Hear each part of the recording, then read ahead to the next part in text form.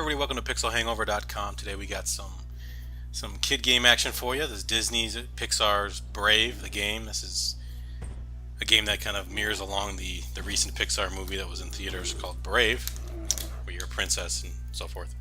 I believe. Didn't see the movie, but I figured I'd give the game a try. I know there's a lot of parents out there that want to check out these games before they buy them for their kids. So that's what we're doing here. So this is basically the first 15 minutes or so. I think it's actually 14 when I'm done. I cut out some of the stuff that just took too long, but it gives a good idea of the cutscenes and what you get to do and what you don't get to do and so forth. So I was actually kind of surprised how good the platforming was in this. So that's the first thing they teach you here is how to platform simple stuff. And I will say this: we are playing on the 360. It's out on a bunch of different platforms, but if you're an achievement or a trophy fan, you'll see me get I think about 6 just in this quick first 15 minutes. So it does dish those out pretty easily, and overall seems to be pretty easy as far as getting those. We are playing on the normal difficulty, the one that's default when you fire up the game. So as you start here, she's following a bear through the woods, and kind of a neat way to actually get the game going and teach you a few things. You fall through here. So the one thing that I'm not super thrilled about is I don't know if they're loading screens hidden with these little cutscenes here, but they take a while. At first it didn't seem like you could skip them, but I didn't mash on every button because I figured maybe some of you out there might like to see at least the style and what they got going on here. So yeah, I enjoyed my time with it. I mean, it's probably of higher quality than most games that are kid-themed games from movies. A lot of times you don't get a lot of quality, but so far from what I've played, it's definitely up there as far as production quality. It suffers a little bit in the frames per second. I definitely noticed some dips there, and you might see that on the video here. But most of the controls are pretty intuitive. You end up getting a couple weapons here that work really well, and I think I don't know what the age target range for this is. Maybe young girls, young boys in that age. I don't know, but I think that nowadays definitely wouldn't be too difficult for them. It seems to, and I'm playing on normal. You can play on easy, and they should be able to fly through this without any problem. Well, there you go. There's the first achievement right away. Pretty much unmissable unless you just don't want to continue with the game from the first minute. So here's shows you a little bit about how the sword play works, and you got these coins that you collect when you pretty much knife ever or sword or destroy anything. And I didn't realize it with those flowers right there that I jumped over. I could have also done that. I figured that out later on in this tutorial here, this for 15 minutes. So, but initially I just thought the barrels were all I had to worry about naturally. So, and it's got that if there's 1 or 2 left, you kind of got to go back, and if you get close to it, it sucks them in there. You see this? I don't know if you can tell, but the frame rate's not fantastic. It's actually choppy, quite a bit, and there's really no excuse for that other than I'm sure that they didn't put the full budget on there. This is the first looks like there's gonna be little puzzles in the game. I will admit I have no clue what this puzzle meant, and luckily it's a pretty simple one. You have to step in order. I don't know. Red obviously means no, and then this one works, and I went, all right, well, let's what do I do here? And I thought, well, I guess if that one stays lit, I'm gonna go over to another one here. That didn't work, so then I went to the other one, and then so there's a sequence to it. You're at home, you might be familiar with the universe, is yelling at the screen, telling me it's so obvious, but luckily, like I said, easy one. There's another achievement, and I have my bow. I kind of like the bow. It actually works pretty well. It kind of reminds me of some old school 2D shooters where you just use the right thumbstick in this case to kind of fling towards whatever you want to shoot. It's got good range. It's got a lot of the kind of sticky to enemy. You don't have to really aim. You just gotta shoot in that general direction right there. See, and you look for those targets all over the place. I shot that one up on the tree. They seem to be probably where they're going to use a lot of their hidden stuff. So as you can see, I'm using it to destroy anything that I come across and gobble up those coins, because I believe I upgrade in this, or I don't know if that was before this or not. But so there's another little simple puzzle. You got to stand on that, and unless you got to shoot the targets.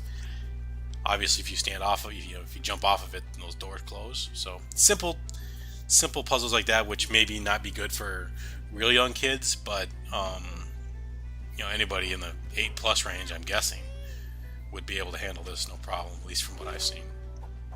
They teach the double jump. I tried this earlier and it didn't let you do it, so it doesn't let you do it until right then. It's kind of all these kind of games, everybody's used to just seeing if you can double jump. And then here's this mechanic right here, I will say, I don't think is as smooth as it could be. It doesn't quite feel right.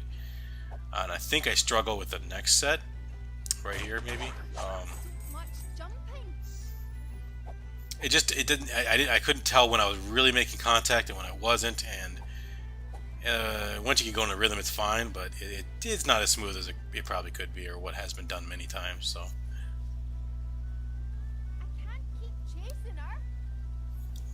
So yeah, it's still this whole thing is pretty much a tutorial. But you definitely get into an area where we get into some combat. I thought that was important to show.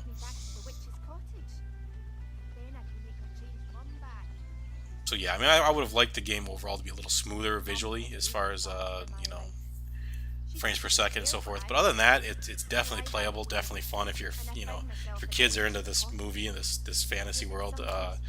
Definitely go for it. It's on pretty much probably every platform. I think I've seen it on the Wii, PS3, 360, probably the DS's.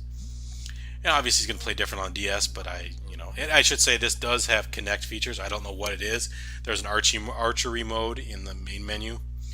I didn't smack my Kinect to get it to work. It's been broken to see what to do, but I'm assuming that's what it is. I don't think you could play this whole game with Kinect. So it's one of those better with Kinect, not actually play the whole game with Kinect. What you'll see there, all those purple portals, that's actually levels that we're going to come back to, and you get to choose. So this is kind of like, I think, where you get to come and customize your character, do this, do that, and then you can go back to that other area, decide which level you want to go to. And we go into the first one here in a little bit, and that's where we encounter our first enemies of the game. There's no the voice acting seems decent, but obviously they didn't put any effort into animating them talking. It's just these stills with slowly moving screensaver-like visuals. So the subtitles must be on by default. I didn't turn them on. So.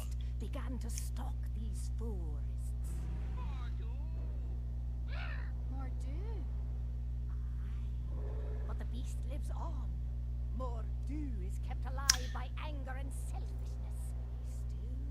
Yeah, as someone who doesn't really care about the universe, this took a little longer than I liked, but I'm sure there's some people that are totally into it, and that's very cool. Whatever you're into, man, that's cool.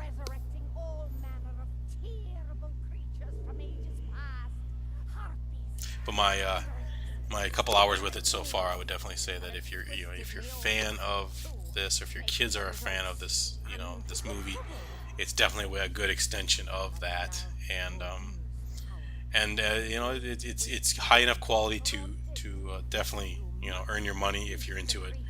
I don't know about the longevity of it. Depends on how back in the day as kids, we played Double Dragon or whatever, Contra or whatever. We played over and over and over and over. You get done in 20 minutes.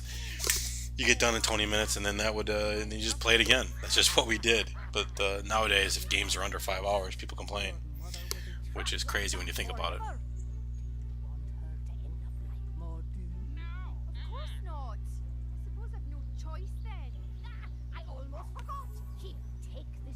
I assume this is following the movie. Like I said, I have not seen the movie, but so I suppose this could be spoilers if you want to see the movie. But I think it's been out a few weeks, so you've already missed your opportunity to be up to date on it. So this should be another achievement if I remember right.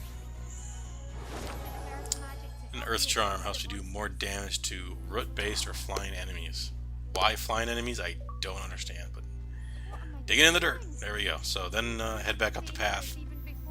Now I'm equipped with a couple different weapons here and ready for combat. So here's where they explain what these portals mean. And it looks like they give you a little combat tutorial here.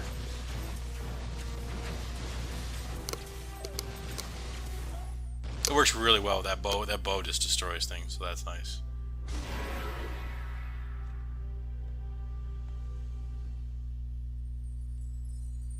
Well, if I be able to restore the rest of the forest. And Mum. Then of course there's some animation.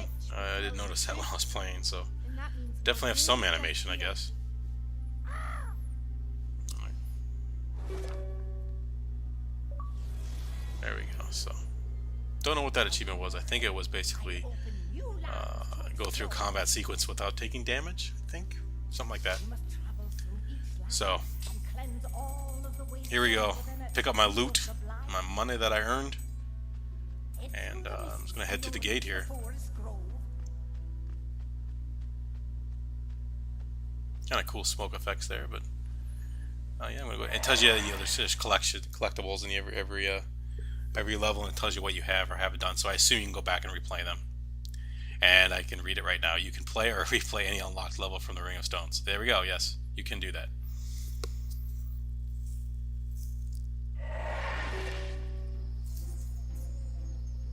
So I believe this is where I discovered that pretty much anything is worth coins. So just keep that in mind if you have a kid that's a little ADD or likes to be a completionist. This game might fit right in. There's so much to do. Those things you just gotta swing with a specific, any knife. I guess the knife I have, or sword, I should say, and it reacts.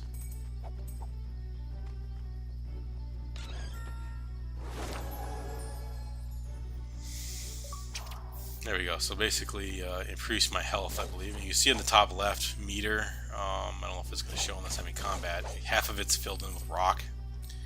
I assume that we can eventually upgrade so that the whole thing is filled with just Mordu. health. Must be even more powerful than the witch thought. Here we go. As you can see, even with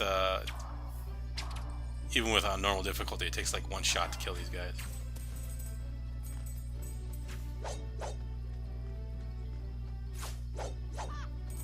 I mean, the game seems very linear, with a few puzzles here and there, but I don't think there's going to be a whole lot of exploring. I bet you most of the collectibles are just right off the path or directly in the middle of the path. That's kind of how they do things. I figured out here that, okay, I'm going to shoot that. Let's see here. Let's double jump. I can get over that. Utilizing that double jump, I guess. But yeah, I'm gonna shut up here. We got another minute and a half of the video, so hopefully you enjoyed it.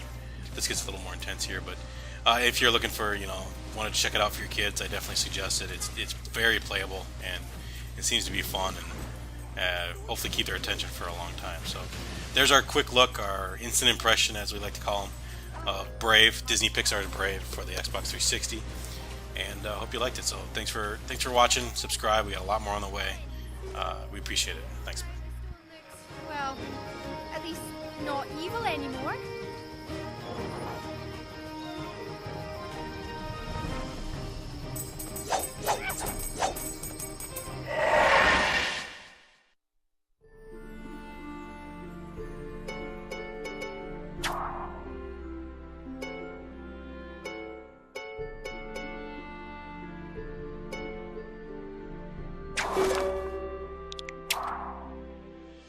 That's as good as it